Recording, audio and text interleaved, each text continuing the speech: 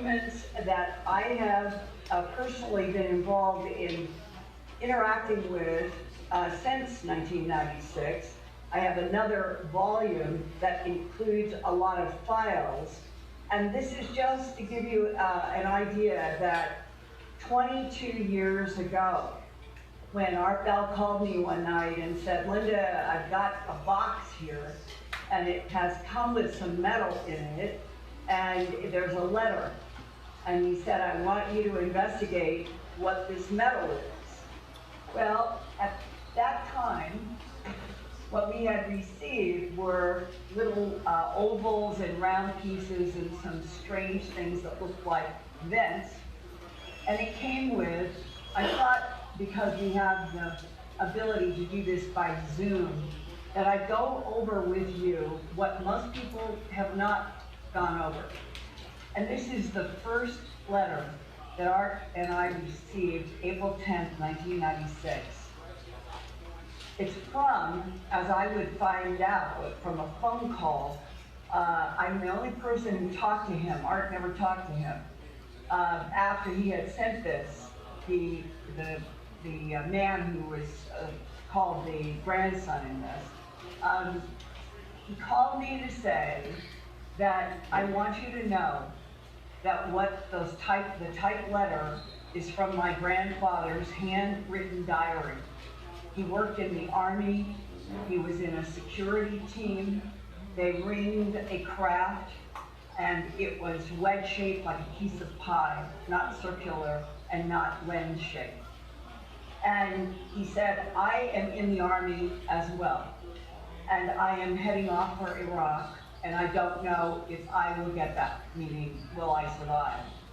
And he said, "That's why I decided I'd listen to you and Art for a very long time, and I'm sending the metal pieces that my grandfather left with his diary." What he did not tell us in this first letter, or the phone call at the time, was that the bismuth magnesium zinc would come in May, a month later, which is what we're heading to. Well, what is important is to set some kind of a landscape for all of you about what is in this first letter that is important, and I'll jump to the bismuth magnesium zinc letter after I go through this. My grandfather was a member of the retrieval team sent to the crash site just after the incident was reported. He died in 1974, but not before he had sat down with some of us and talked about the incident. I am currently serving in the military and hold a security clearance and do not wish to go public and risk losing my career and commission. Nonetheless, I would like to briefly tell you what my own grandfather told me about Roswell. He uses the word Roswell. It is sort of now, that word has become like Xerox or Kleenex. It is very clear by letter 5, and we had to go through these 5 letters that came periodically from April, this was the 10th of 1996, into July, that he finally, as we got toward that last letter, he said a latitude, longitude from his grandfather's diary, that the UFO was coming in on a trajectory and gave us the latitude, longitude from the radar evidence recorded. Does not give us a date, but it is very clear from the 5 letters, because he uses USAF throughout the letters. There was no United States Air Force until September 18th, 1947. It was on that date that Truman separated the Air Force and the Army officially. It is also the date that created the Central Intelligence Agency. And then 6 days later, on September 24th, 1947, is the date that, with a classified executive order that we know about because of leaks, that Harry S. Truman created what he called officially Majestic 12, also to be known as Magic 12 or MJ 12, and that the list of the 12 all men were in 3 categories: scientists, doctors, the business people that he knew, and military. So Roswell is linked in terms of data to the first week of July 1947. That in the leaked Majestic 12 documents, in the White Hot document, in other documents that Bob Wood and Ryan Wood and some of us have received and read in great detail.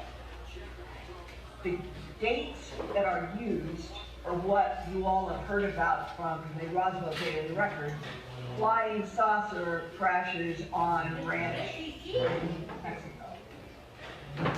The dates in the documents are between July 4th and July 6th. Mac Brazel, the rancher who went into Sheriff Wilcox, found the strange metals in a part of the ranch on July 4th, because that was the day he took off with his wife and his child. That's when, and he said, we're going to go into the sheriff's office. And so on July 4th, they went in.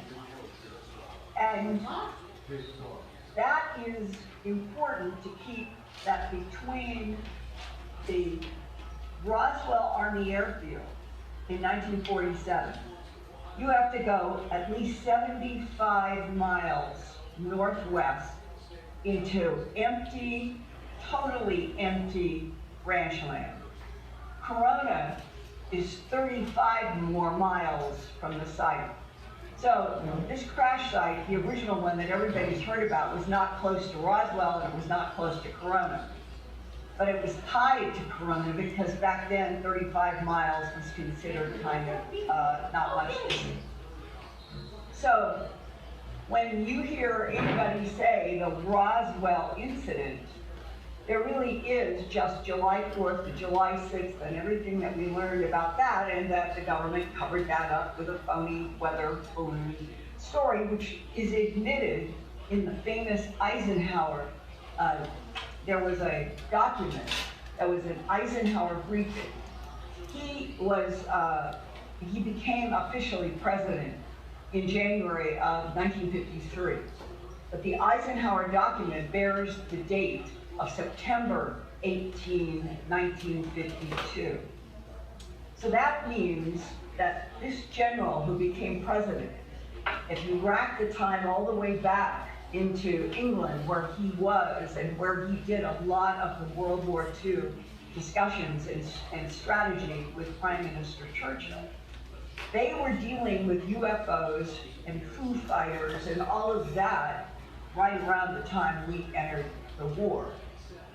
So General Eisenhower, who became president, had an entire decade of information that his colleagues in the government, going from FDR, who died April 12th of 1945, I think it was, 44, 45, then that you have a general in that war who knew all there was to know officially about UFOs.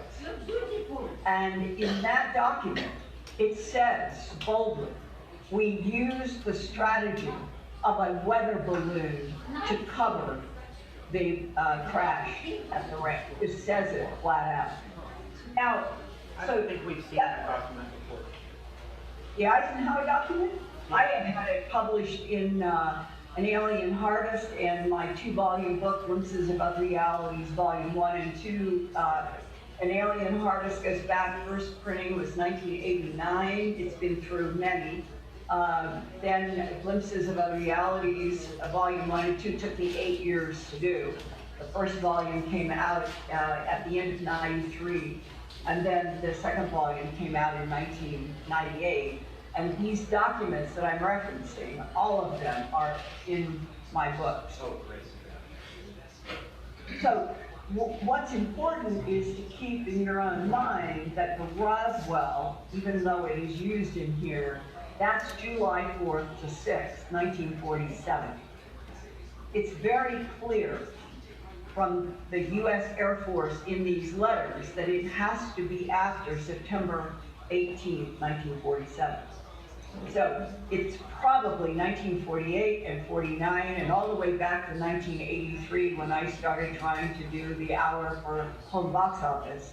I was told by a military person that there had been multiple UFO crashes and that the issue of 48 to 49, I was told in great detail, about one that ended up with a live being from 49 that was taken to Los Alamos, where it stayed and communicated telepathically with our government through 16mm film. They said every day they ran 16mm film with one of their military guys who could get the telepathy of the being really well.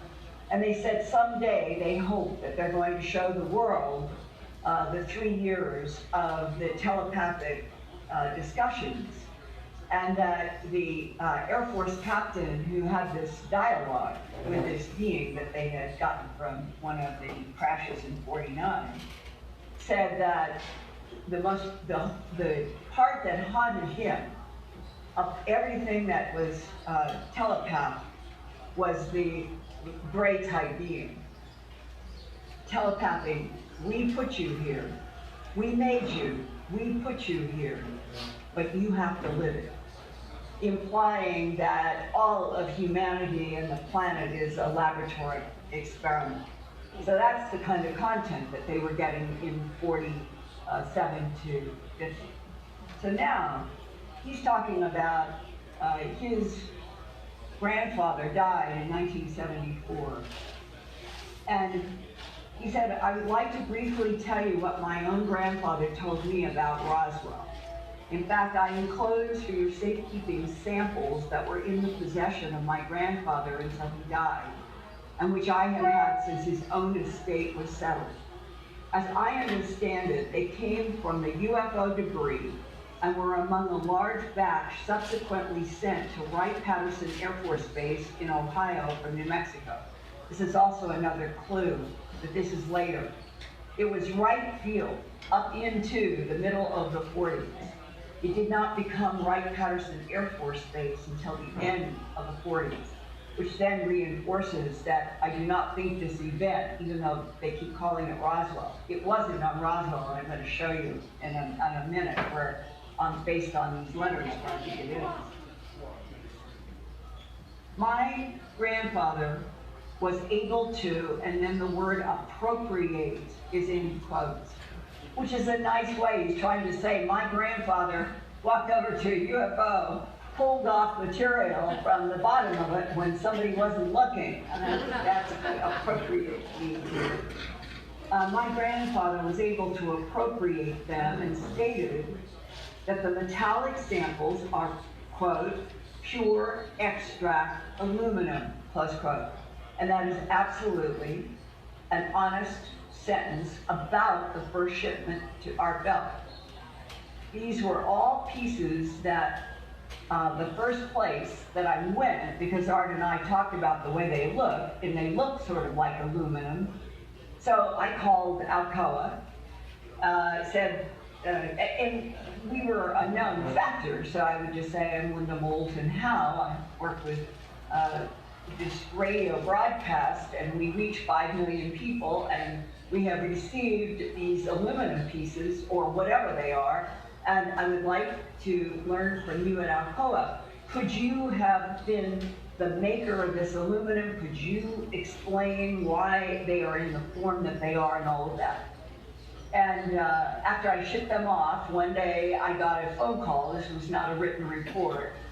And it was from a manager of a department there, and his first question was, where did you say you got this? And I said, I communicated it's an alleged UFO crash. It appears to be somewhere west of Roswell, and we want to find out, could you, Alcoa, have made this? He said, no. He said, this is 99.5% pure aluminum, and we do not manufacture in that quality. Well, that was the first kind of like, I wonder what we do have here. So in the first letter, not knowing, because Alcoa came later, he's saying it's pure extract aluminum. And then he said, I have listened to many people over the years discuss Roswell and the crash events, as reported by many who were either there or who heard about it from eyewitnesses.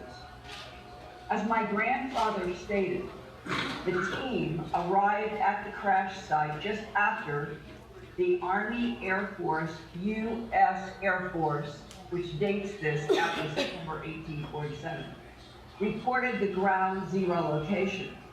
They found 2 dead occupants hurled free.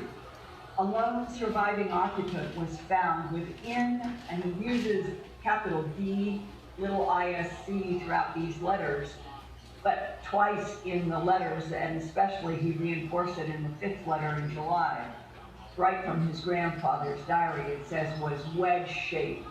And on the phone call with me, he said, like a piece of pie. Granddad said it was like a piece of pie. So it's not a disc, it's not round, it's not a lens, but the word disc, like Roswell, like Xerox, like Kleenex, was found within the disc, and it was apparent that the being's left leg was broken. There was a minimal radiation contamination, and it was quickly dispersed with a water solvent wash, and soon the occupant was dispatched for medical assistance in isolation. The bodies were sent to the Wright-Patterson Air Force Base for dispersal. The debris was also loaded onto 3 trucks, which finished the onload just before sunset. Granddad was part of the team that went with the surviving occupant. The occupant communicated via telepathic means. It spoke perfect English and communicated the following. Now, what I'm going to read is why you probably haven't heard much about these letters. Art, Whitley Strieber, others talked about this back in 1996. And the part I'm going to read now, everybody said, if this is a diary from Army security guy, and they're going to be talking about dimensional portals, things that back in 96, they just were not discussed much. Today, yes, but in 96. So try to imagine where your own minds were in 1996, 22 years ago. And this is what is on page 2 of the letter that came with the pure aluminum pieces. The disc was a probe ship dispatched from a launch ship that was stationed at the dimensional gateway to the Terran, capital T-E-R-R-A-N, solar system. The occupants were part of a race of explorers from a solar system 32 light years from Terra. They had been conducting operations on Terra for over 100 years. Another group were exploring Mars and Io, which is one of the moons of Jupiter. Each probe ship carried a crew of 3. A launch ship had a crew of 100. The disk that crashed had collided with a meteor in orbit of Terra and was attempting to compensate its flight vector, but because of the collision, the inter-atmospheric propulsion system malfunctioned, and the occupants had sent out a distress signal to their companions on Mars. The launch ship commander made the decision to authorize an attempted soft landing on the New Mexican desert. At the same time, the inter-atmospheric propulsion system had a massive electrical burnout, and the disk was soon virtually helpless. There was another option available to the occupants, but it involved activating the dimensional power plant for deep space travel. However, it opens an energy vortex around the disk for 1,500 miles in all directions. Activating the dimensional power plant would have resulted in the annihilation of the states of New Mexico, Arizona, California, and portions of Mexico. Thus, the occupants chose to ride the ship down and hope for the best. They literally sacrificed their lives rather than destroy the populations within their proximity. The dimensional power plant was self-destructive, and the inner atmospheric propulsion system also deactivated to prevent the technology from falling into the hands of the terrorists.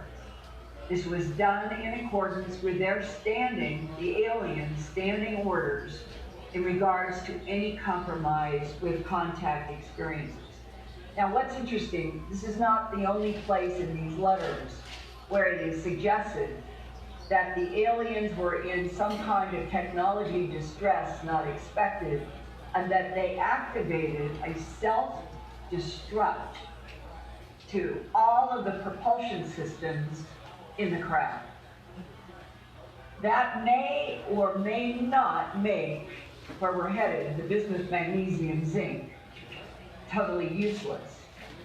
But I can say that atomically and at the molecular level, because we're talking about nanotechnology, which did not exist in any form in the white world until around this early 1990s period.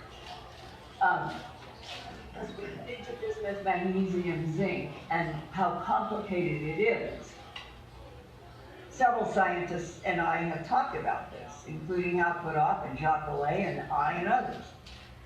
If there was a self-destruct, let's say, burst of energy to make sure that whatever the bismuth, magnesium, zinc, and the aluminum and all of the interior propulsion systems were destroyed before humans ever got to them, we will never know until we keep doing what we're doing, and that is constantly trying to understand how it is made, which is atomic and molecular placement, and what would it do. And the holy grail of neutralizing gravity is what is held out constantly, as this is what this material is designed to do. Has it been destroyed? That's what the letter implies. Has it? It's a question mark. Now, here's another part. You can see why in 1996, Art and I and others we were reluctant to read any of this in any way on the air, because we didn't have a clue at the time what are these metal pieces, and that's where my investigations began. But he goes further. He said, Granddad spent a total of 26 weeks, which would be 6.5 months, in the team that examined and debriefed the lone survivor of this crash. Granddad's affiliation with the project ended when the occupant was to be transported to a long-term facility. The being was placed on board a United States Air Force transport aircraft that was to be sent to Washington, D.C. The aircraft and all aboard disappeared under mysterious and disturbing circumstances en route to Washington, D.C. I've made many requests of contacts that I have in Washington, people who have been in past military, who have actually been face-to-face with some of these beings, trying to find out, is there anybody?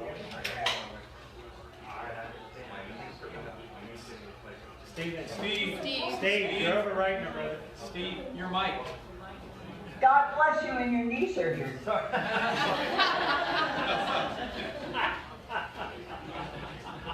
Okay, should I go? Should I? Yeah, Is it? Are we back on? Yeah. I'm not, Yeah. I'm not hearing anything. We got you. Okay, you're good The now. audience, You're good now. okay, Sorry about that. all right. All right, well, I really seriously hope all goes well with the research.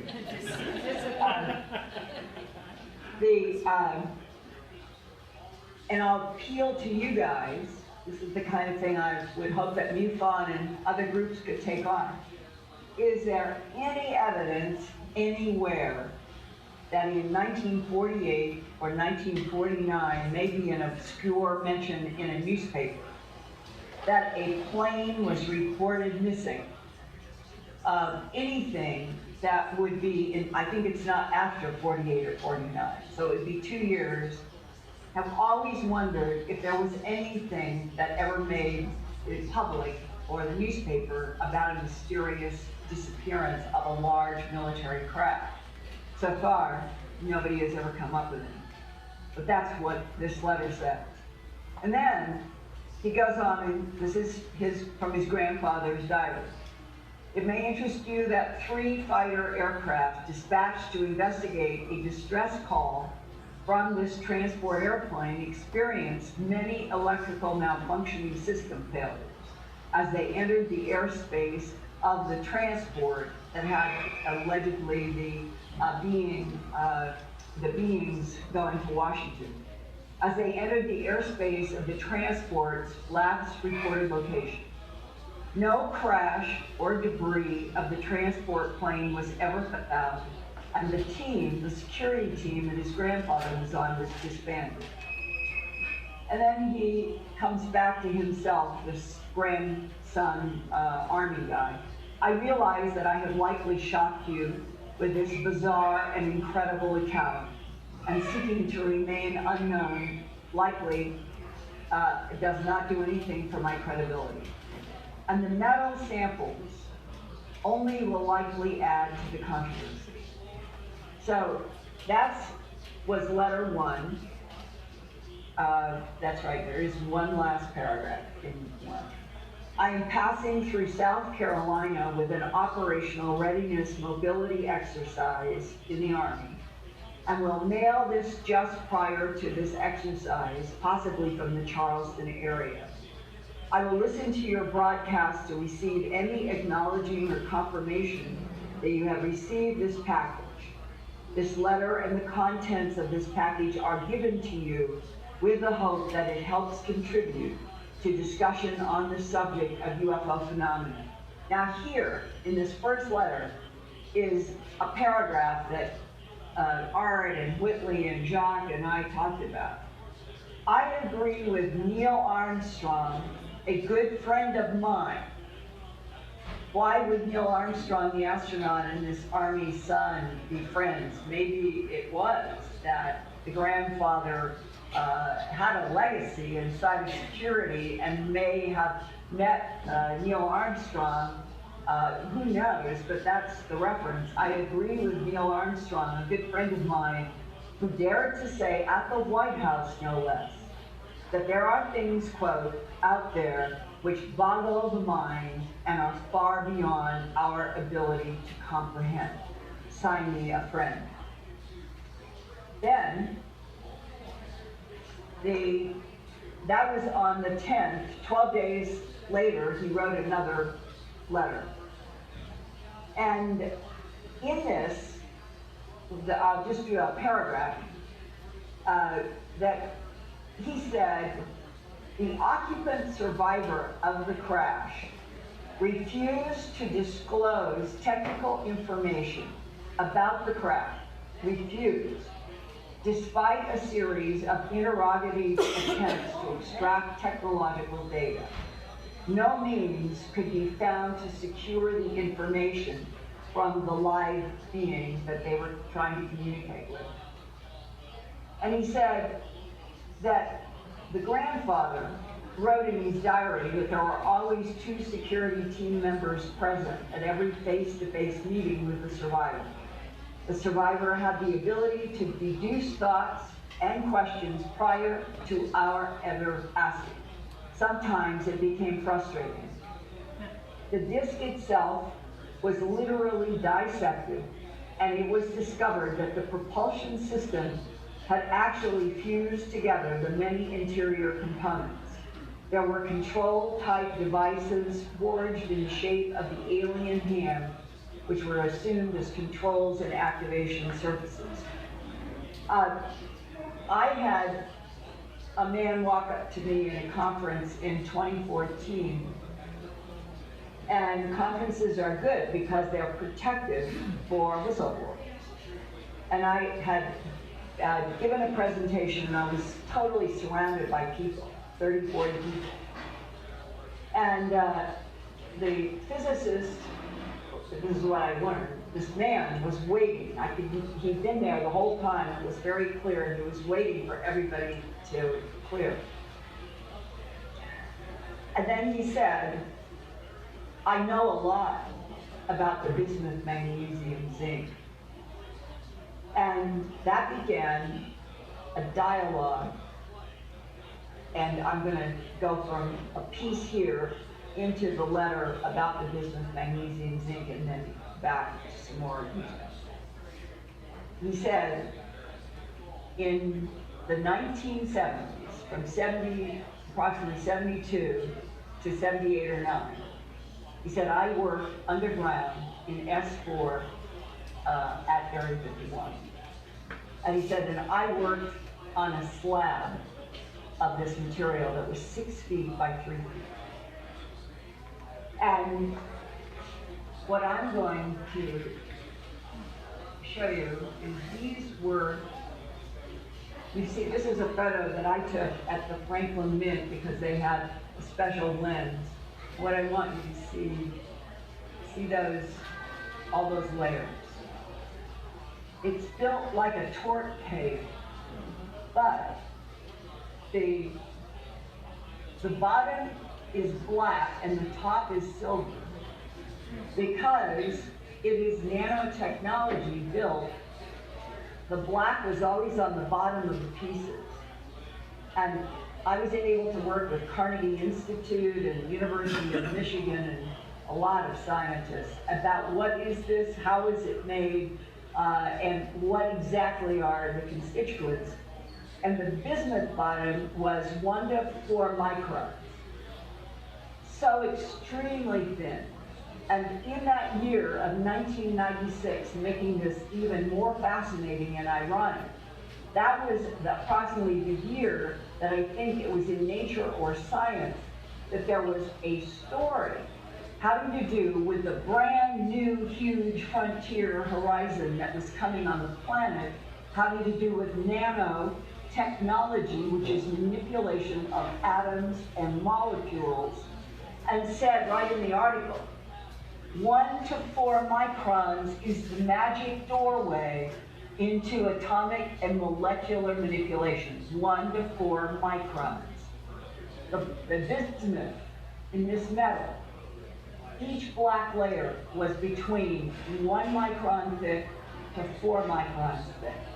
The next layer was 97.6% magnesium, 2.4% zinc, an alloy that was 100 to 200 microns.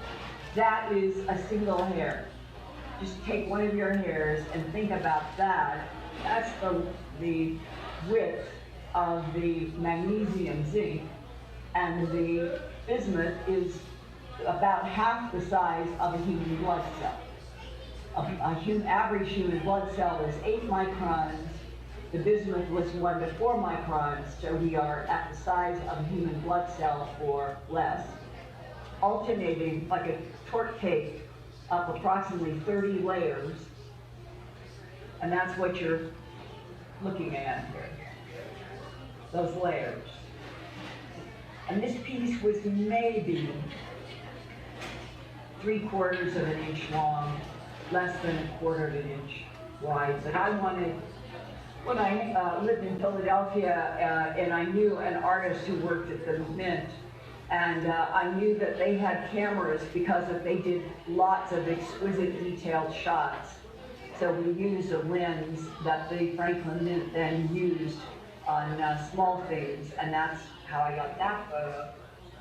And at the same time, I took this photo from a different angle to just show how the tops of these pieces glistened like a snowy field in the sun.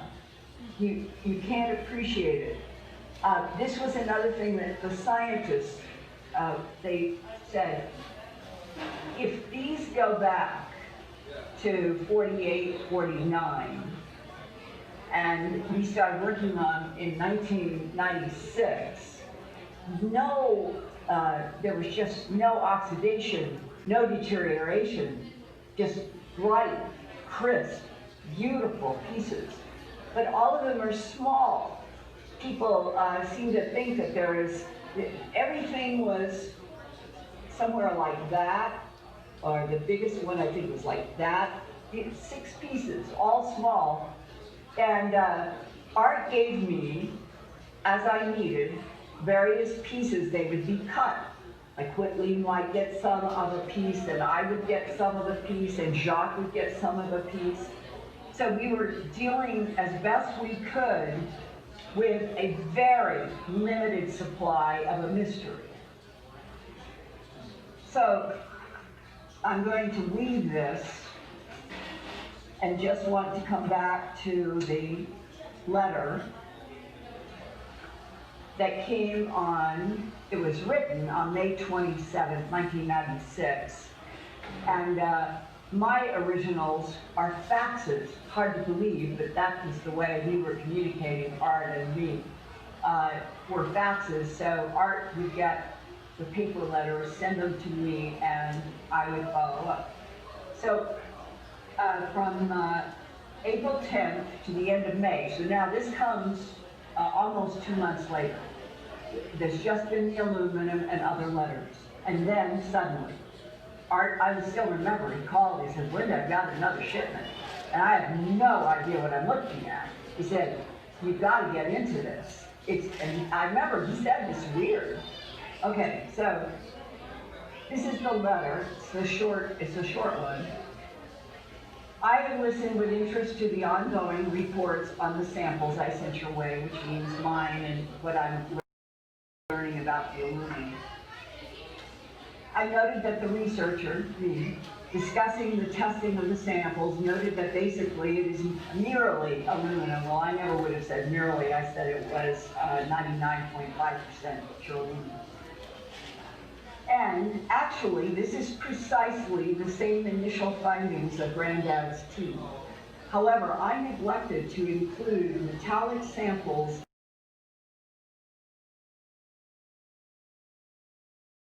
of the exterior, the outside.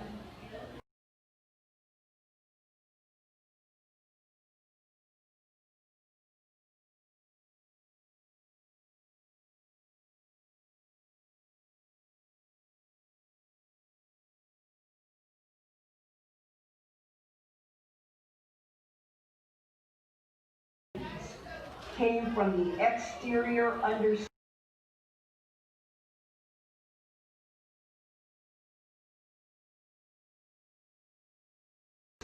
of the disc itself. It literally was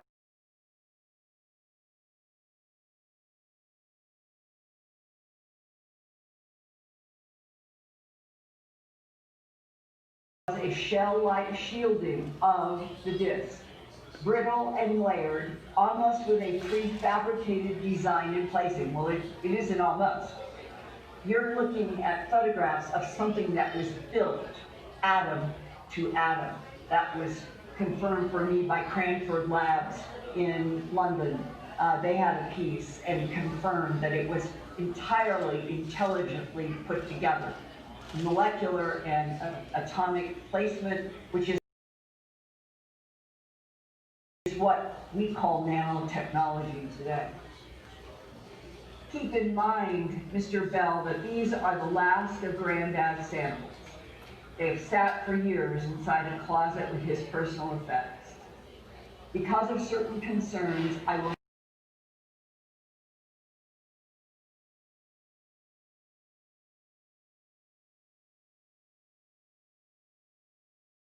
not be contacting you on this matter. Perhaps I am a bit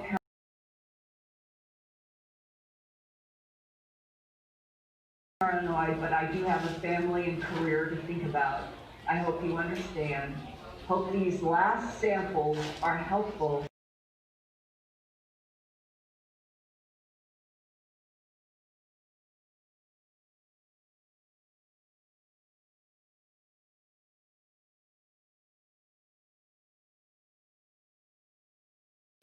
And I will be listening.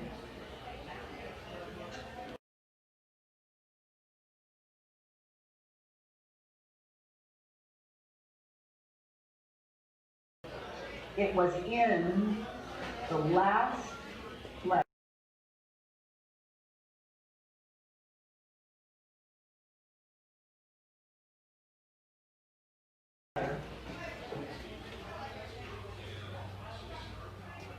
Letter 5. Even though he made in that letter, it sounded like he was going away. It's in his last and 5th letter that was dated July 5, 1996. And what he's doing is, and this is at the time that he called me, that he was finally saying, I'm really not from the North and South Carolina region. I'm actually from Virginia, but I am getting ready to be shipped out to Iraq. I don't know if I will come back. And so he wanted us to know more. He said, regarding the precise location of the crash site from my granddad's journal, and then he puts in quotes. Trajectory track was plotted at 31 degrees 20 minutes to 32 degrees north latitude. And then, so the grandfather is saying it's going like this. Then the object stops, reverse course exactly without any discernible deviation, and then proceeded to the impact site. Well, this, in terms of humans, this is intelligent control, which may relate to the first letter, that they were in trouble and they were trying to decide whether to do a dimensional jump, and that it would have taken out 5 states, and they make a decision that they're going to write it down.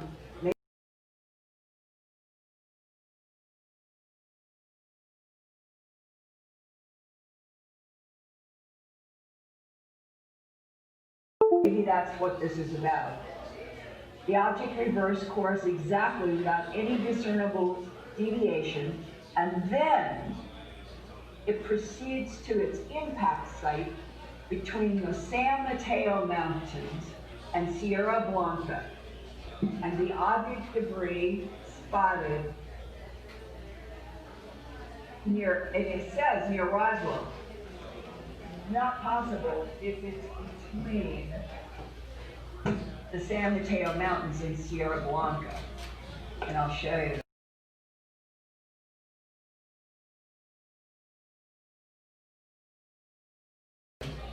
This is important because that latitude, longitude,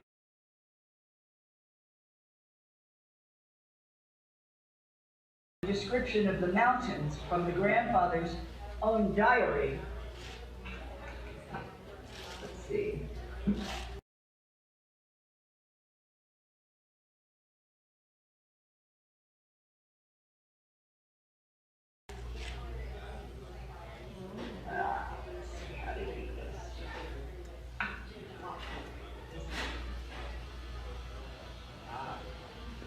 Now,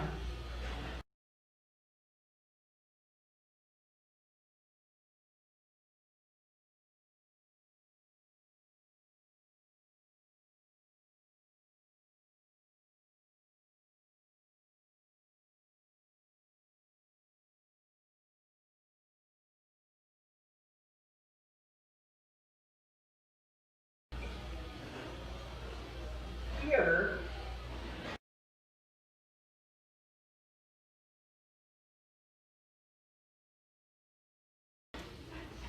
is the Sierra Blanca right there. You see that?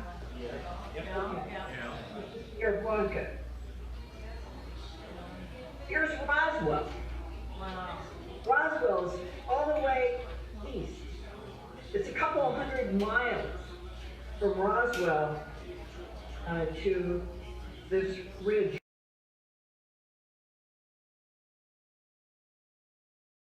where the Sierra Blanca is.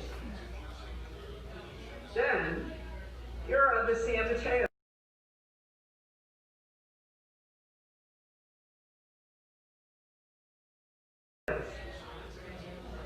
Right here. What is in between Sierra Blanca and the San Mateos? White sand. Exactly.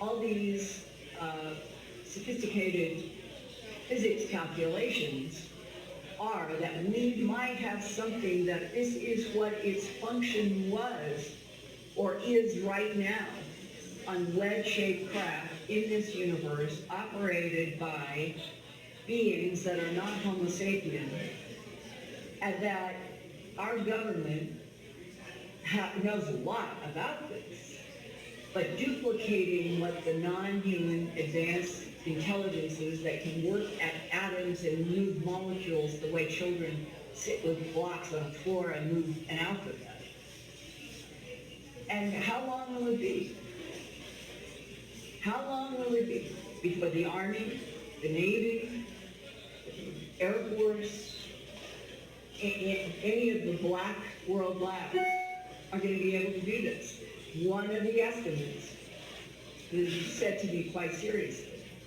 It might be another 100 years before the world is advanced enough, if it survives its warring self, before anybody would be able to interact with the terahertz and these particular layered pieces.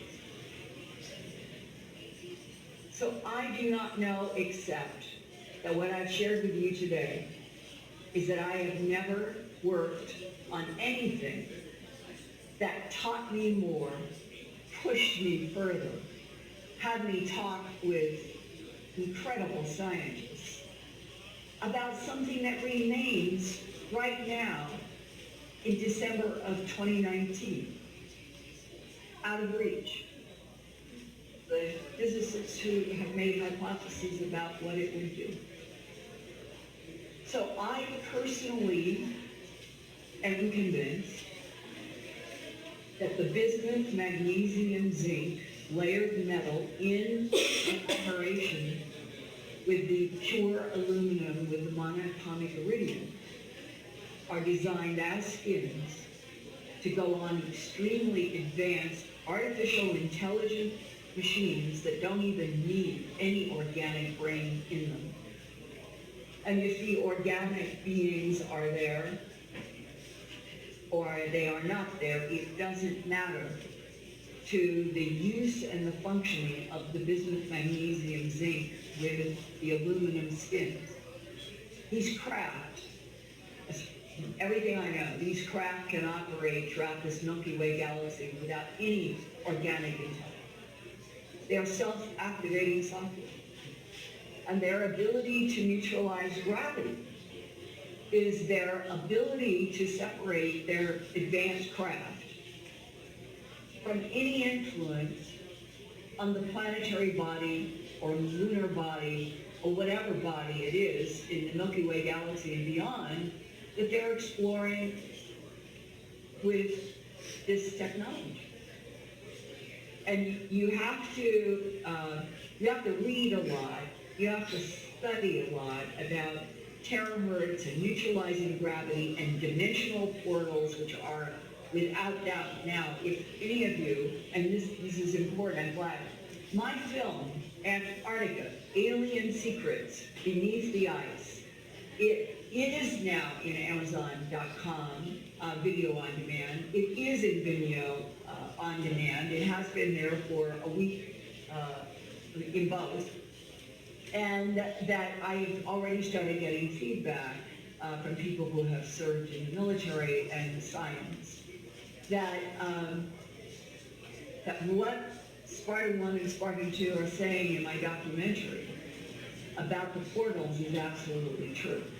And we, humans, have been working with apparently non-humans, yet technology in which we have experimented with and now apply, portal jump technology on this planet to the moon, to Mars, throughout the solar system and beyond. It's another part that the black world is hiding.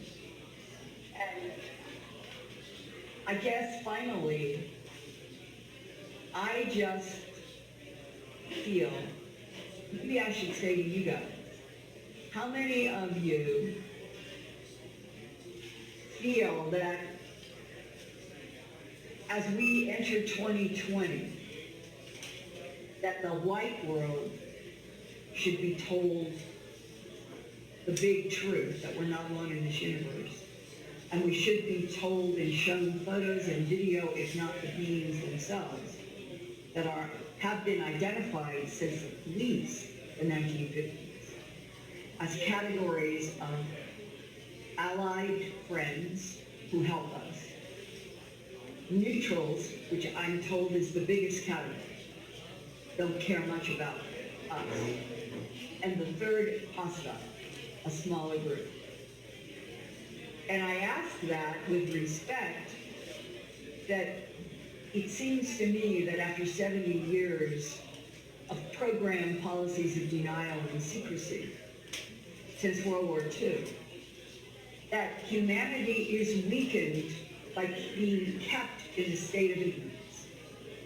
And that if we could be told the truth that we're not alone in this universe, it might even have an impact eventually on humans wanting to kill each other. How stupid it is.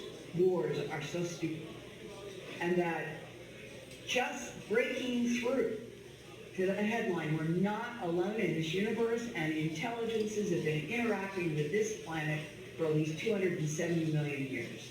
That's a quote from a DIA analyst who sought me out because of material I have in my books. So, in the big landscape of trying to help humanity get past its own self-destruction, I guess I'm sharing all of this with you with the idea that if we all knew the whole truth, Earth might grow. So with that, I turn it to you. Okay, cool. All right, so we only have about 15 minutes or so for questions. So who's got questions? Of course, come on up. You have questions? So where she can see you, Lee. Yeah, I can see you. You can see me? I can see you. On the microphone, she can hear you. Okay, well, I'll say first, thank you for the conversation we had for a couple of months ago about the incidents in 2012. And the second is that I want to give you a heads up on a thought that I've been looking into. Is that in the beginning of the 40s, John Parsons went together with L. Ron Hubbard, and they were trying to land some rockets, or wanted to land some rockets that was going outside and wanted to go to Mars. And also, what happened was that, from what I can read, is the CIA got into with L. Ron Hubbard and got him on board for CIA, and that's where John Parsons was being put aside. But they made a group before that happened, and in '52 there was an incident where John Parsons died. I'm just saying that all after that, everything got shut down like you talked about. Well, John Parsons working with Ron Hubbard. Jack Parsons, for those of you who may not know this, he was the first director of the Jet Propulsion Lab. And Jack Parsons was working many sides of the street. He was very intelligent, and he was trying to get closer to the non-humans, as I understand it, and wanted to see if they could conjure up the lamb or lam being that Aleister Crowley had illustrated and had described, that in a certain magical ritual had his being come forward. And that is why Jack Parsons, with the young woman, did what was called the Whore of Babylon magical ritual to bring in something. And it was that when he did this, we'll call it, just for lack of a better word, a black magic rite, something did happen. And I read many different, both private and public facets, that he may have opened up something negative. And that our government became extremely serious about all of this because of that Jack Parsons magic ritual. When they realized that we're in a universe that is surrounded by another dimension called the astral. And that what is in the astral that can penetrate into this universe may be one of the key problems. And then that is what Jack Parsons was experimenting with. Now, I'll throw it back to you. That's my understanding. Yeah, and my understanding was that the Roswell incident happened shortly after. The timing is, no, I do not believe, because if you go to July 4 to 6, that's the one that made the daily record. In May, there had been multiple crashes in Socorro, in places that were much, much further west. Kenneth Arnold, on June 20th, was seeing the 9 curved discs over Mount Rainier. So you've got May crashes in western New Mexico, you've got the Kenneth Arnold situation in June, and you don't have the crashes between Roswell, Corona, and White Sands until you get to July 4 to 6, 1946. Thank you. Thank you. Okay. Other questions over here? Hello, Linda. My name's Joseph. Hi, Joseph. Getting the camera for you. First off, I think you're beautiful, and I really appreciate everything that you've done for the UFO community. No laugh is true. I had a few questions as far as the extraterrestrials. Are they from other planets? Are they extra-dimensional? Are they from in the Earth? Where exactly do you believe the source of these other beings are, the malevolent, the benevolent, and the neutral? Thanks. All of the above, quite seriously. I'll try to do this in bullets. December 1999, took an entire month for this meeting. It was a DIA analyst who told me for 23 years his job was to analyze and monitor the competition and conflict of three competing extraterrestrial biological civilizations that have been terraforming and mixing and matching genes on this planet for at least 270 million years. And he said, Linda, our government has proof that it has been 270 million years. And I said, sir, that's before the time of the dinosaurs. And one beat, and he's looking straight at my eyes, no aversion, and he said, Linda, one of the three groups made the dinosaurs on this planet to be an 85 million year experiment. And he said, what bothers us is that we know that about 66 million years ago, that something happened here, and it took out 95% of life, including all the dinosaurs. Then, and I can tell you from absolute fact, that we know that the gray evens, that's the way he put it, gray evens, tall Nordics, reptilians, those were the three competing groups, and he described them in great detail.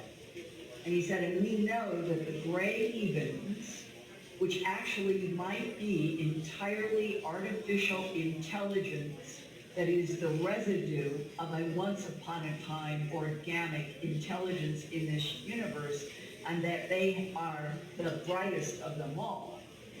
He said, we have had demonstrations where the grays can move an asteroid into another timeline or another dimension. And we know they can do this. And he said they knew exactly what was happening at the Earth 65 to 66 million years ago. And what bothers us is, why did they not get rid of that 6-mile wide asteroid piece that crashed into the Gulf of Mexico, created the Chicxulub crater, and we know that what it is down under the Gulf of Mexico. Why didn't they move it? Okay, so that was a tremendous insight on the grays from the DIA. And he went further and said that they know without any doubt we are dealing with technologies that will take a planet 8,000 miles in diameter, 25,000 miles around like Earth.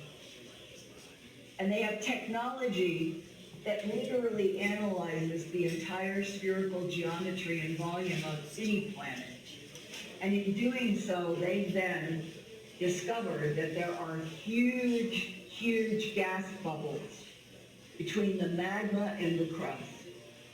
And that we have had non-humans for millions of years. They have bases that are in this planet. He said the Nordics chose to go down below the 2/3 volume of the Earth, which is all the oceans and the seas. And he said they don't build on the bottom under the water. They go down and they go through the bottoms of the basins of the ocean to where there are huge cavernous areas. And he said, what we began to realize is that the Nordics, because they analyzed planets and moons on entire geometries, you take a planet like Earth, and out of 4,000 right now in the exoplanet, we've gone over 4,000 in the exoplanet research. There is not one in 4,000 planets that is anywhere like Earth.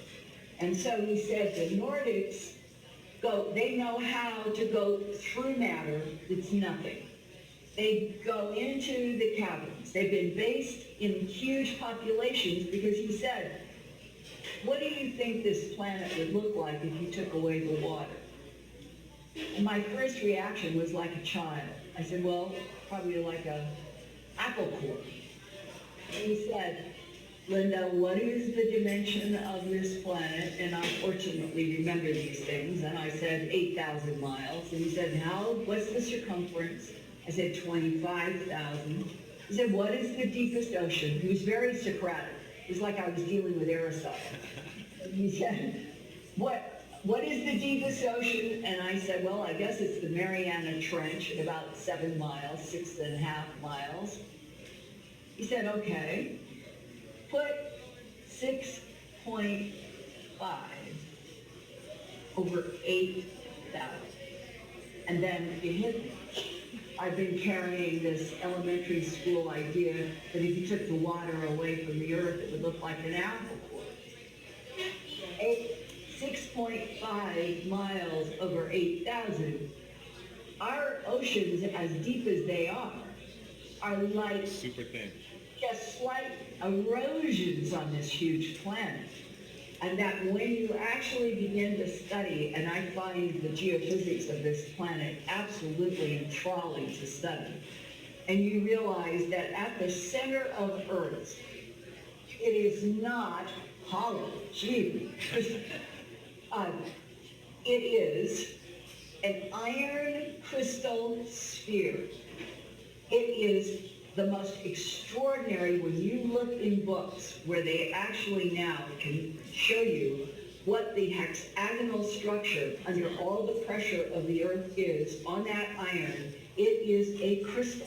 We have an iron crystal sphere, and it is 2/3 of the diameter of our moon.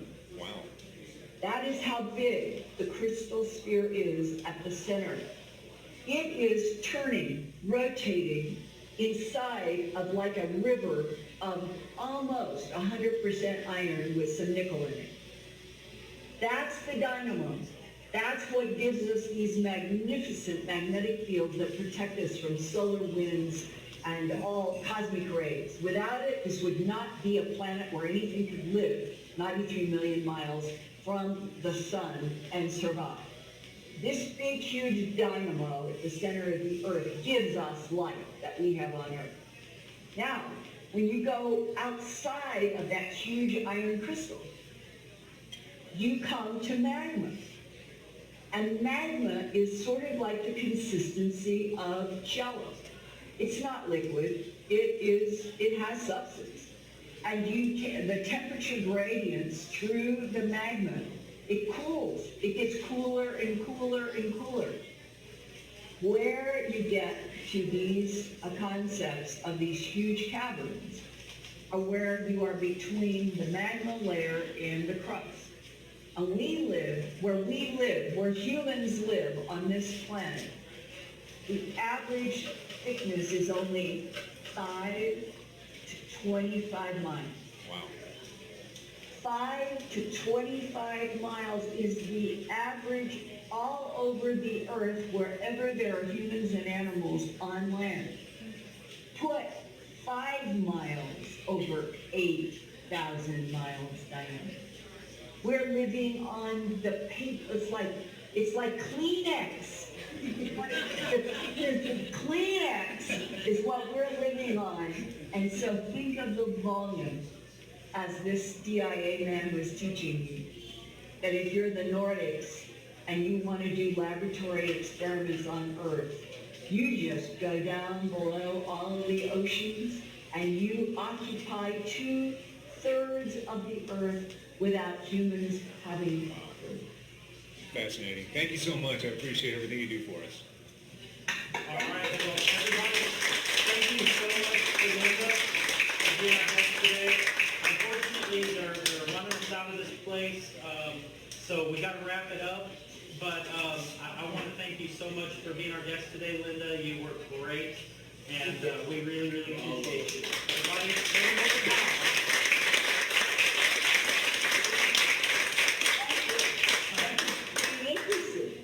All right. So we're going to do a quick drawing for the book. Somebody want to draw? Who's going to draw? Who's going to draw? Who's going to draw? She's going to draw. All right, call up the number. Okay, the number is the last three are 546. 546. All right. All right, let's draw one more for a signed picture with Linda here. She signed this also. That book is also signed by Linda. So draw one more. 540. 540. All right. All right, here we go. All right, everybody, thank you very much. Wait, did I have any other announcements real quick before we go? Oh my goodness, let's look. Even if her here.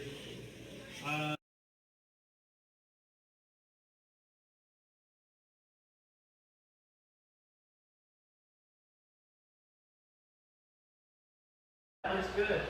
Thank you. It's really been intense. We've been working on what I think is going to be an amazing ancient aliens on the bismuth, magnesium, zinc material. And we're working on several programs that are quite fascinating. So this is it's our end of our 12th season, about to start 13th season. And just so you'll know, Ancient Aliens is now the second most watched program on the History Channel.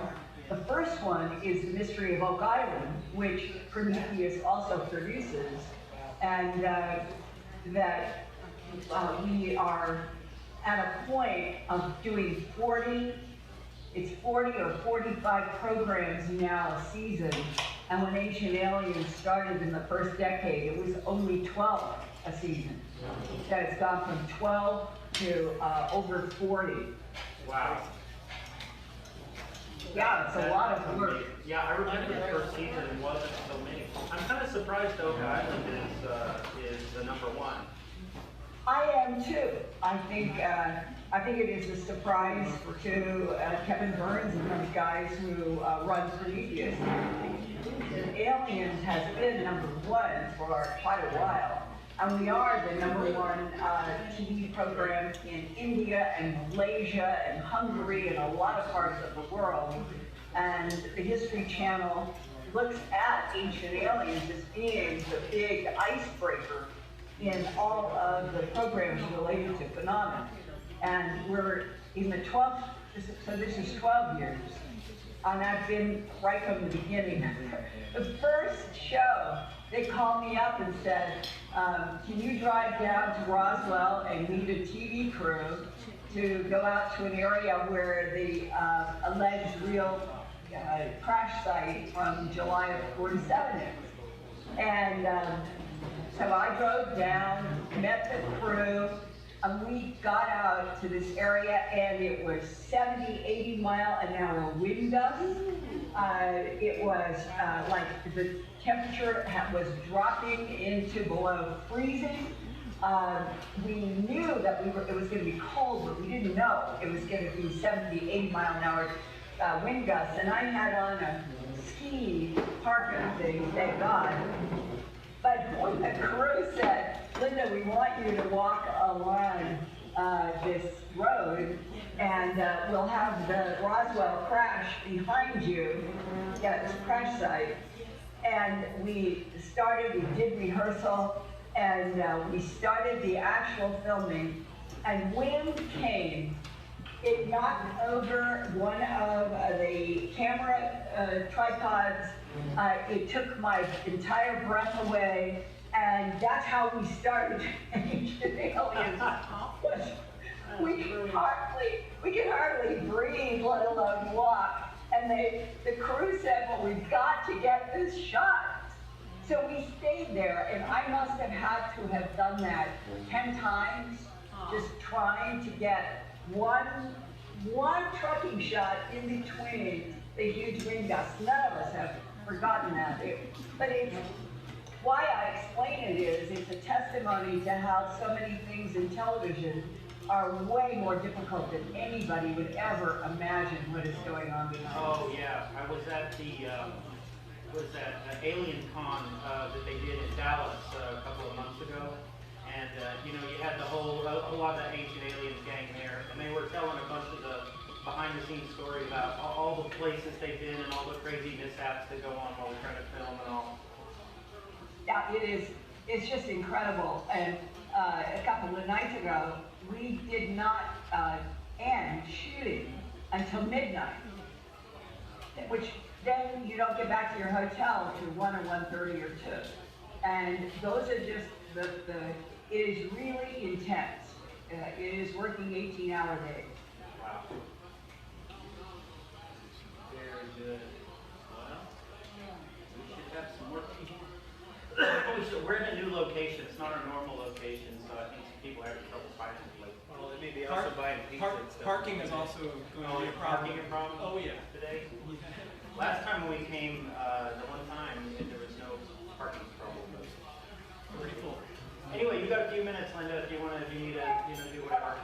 I'll show you guys because he jumped up. How many of you know about Chocolate and Fluffy from my YouTube? Know about what?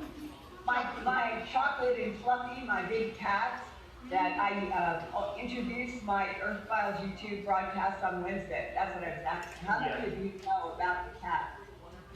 I do. I know of the cat. Well, here is Oh, there we go. Look at that. this guy. This is Chocolate. He's a Himalayan. He is one of the dearest creatures on Earth, I swear.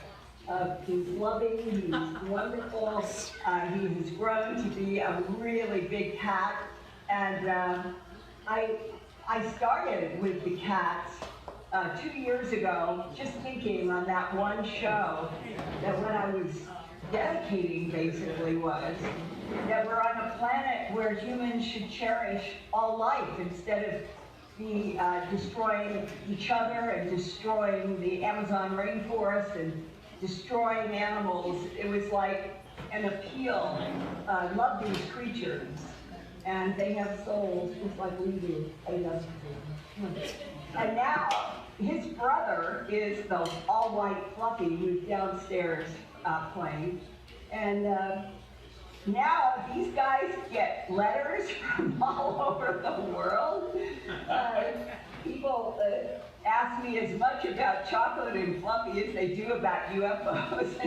Oh, wow. Oh, How you doing, Lena?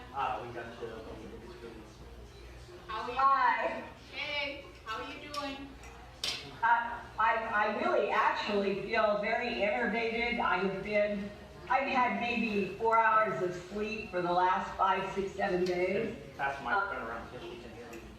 But I find that when you're not getting sleep because you're doing things that you really, really like, I think you end up with more energy, and that's the way I feel right now. It's been unbelievable. Okay, yeah, absolutely. I know how you feel. Yeah. So, do you have anything new for us that is interesting? Don't get the meeting started yet. Okay, everyone needs Now to we're sit just there, chatting. but I'm like so curious. No, she's got so much for us. Linda has got so much stuff. I mean, one meeting is not enough. No, I know one meeting is not enough. Yeah, Steve has asked me to talk, give an update about the business magnesium zinc, which is what we were working on also in Los Angeles this weekend. And I literally walked into my house and my office an hour ago, and Chocolate is, when I go, the kitties, they don't want me to go. And they always climb into my suitcase like, you can't go. You can't. Oh, I know. Yeah, and then when I got home, like, he came and jumped up on the printer, and that means that he's glad I'm here. That's why I'm petting him. I have only been in the house for an hour. No, our animals are the same. They really miss you, and then when you get home, they just want your attention. Yeah. It's like kids. Oh, absolutely. But I also heard a teaser from Joanne was there's gonna be some awesome new Ancient Aliens coming out. Oh, yeah, gosh, I have been going to LA, I think it's every month this year. And we have gone from doing 12 programs a season to this 40 or 45. And Giorgio and Childress and me, we are three that they depend upon to go to LA and do lots and lots and lots of hours of interviews and productions, which then get edited in. And so I know about several that are really wonderful, but we're not supposed to talk about. They ask us not to talk about. Don't tell them what's coming up. Well, that's why I called it a teaser. A little teaser. So the bismuth magnesium zinc I can talk about because it's it's a big deal and there is so much, and we're going to be doing a really special program on that. And All right. Well, let me